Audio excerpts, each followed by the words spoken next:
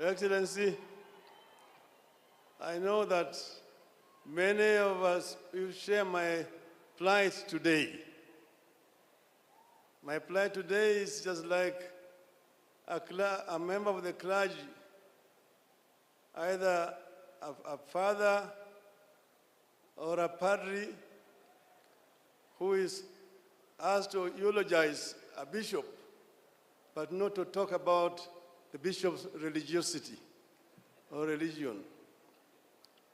I've been asked today to talk about our president, but without talking about politics. I don't know how to eulogize a politician without talking politics.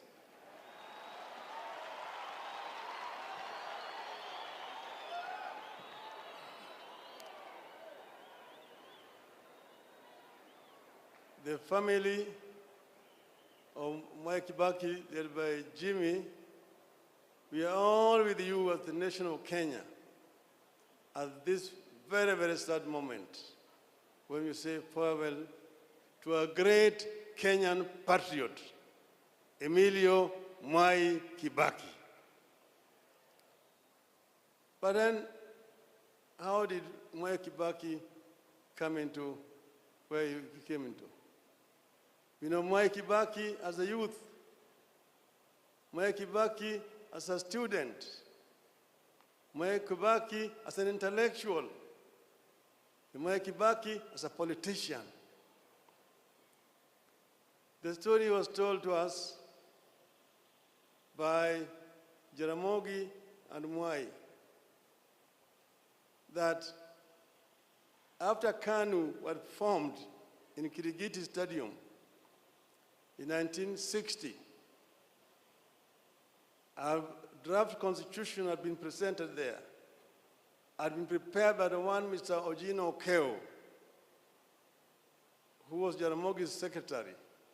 And he died on his way back to Kisumu through a road accident at the escarpment. Then later on, Jaramogi went to Kampala as a guest of President Milton Obote. I found Obote was campaigning with a very beautiful manifesto. I asked him, who prepared this manifesto for you? Obote said, there are some young men here in Makerere who are very good. Their leader is Secular Kenyan. Then Jaramogi said, I want to see him. He brought Mwai Kibaki. When he brought Mwai Kibaki, Jaramogi told him, I want you to do the same manifesto like this for KANU. And he prepared with his team that beautiful manifesto. And that's how Jaramogi now invited him to come and become executive officer of KANU. And that started the journey. We know Kibaki as a member of parliament for Donholm. You know Kibaki as a minister for commerce and industry, as a minister for finance, as a vice president, as a leader of the opposition, as a president, as a retired president. And now here we are saying bye-bye to him, a great Kenyan. Mwai Kibaki is a gentleman, a man of conviction, a man who loved perfection. You worked with Kibaki first in the opposition together as our leader.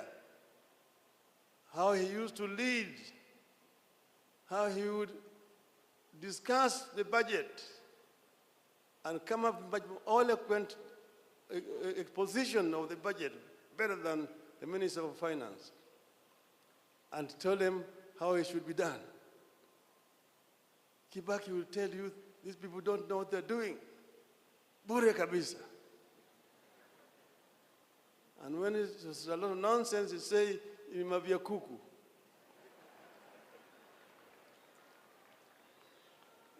But he was a gentleman by excellence. In the cabinet, we worked together. he would allow a lot of debate in the cabinet.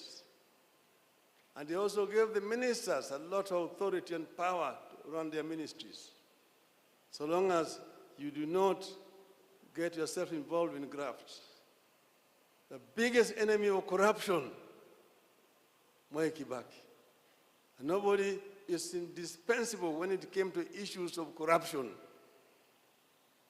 So we have learned a lot from Mwai Kibaki. We came with almost a bankrupt economy and transformed it. At one time when we were living, it was rising at a rate of 7% per annum because of Mwai Kibaki. Of course, we have had also our differences. When at one time, Kibaki got involved in an accident. Others, opportunities, took advantage of that position. We never held it against Kibaki. At that time when we were negotiating post-election violence, the stocks had collapsed at Serena. Kofi Annan invited me and Kibaki for a meeting. We sat in the office of the President, President Kikwete, President Mkapa, Graça Machel, and Kofi Annan. We talked and talked. In the end, I said, I'm ready to come down to this point.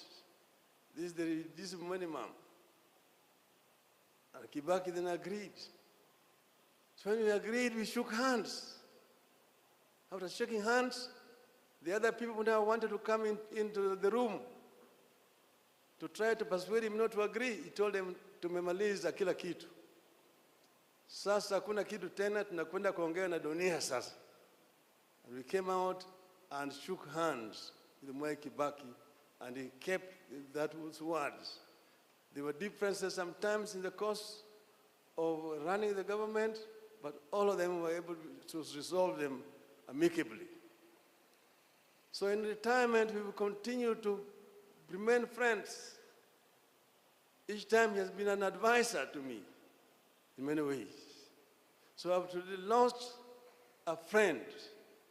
The country of Kenya has lost a true patriot, a great leader whose value will only be known with the time as time continues to unfold. Mwai Kibaki, Emilio Mwai Kibaki, rest in peace, rest in eternal peace. I bring finally also to you people condolences of the Kenyans in diaspora around the world who are not able to be with you here today. Thank you very much.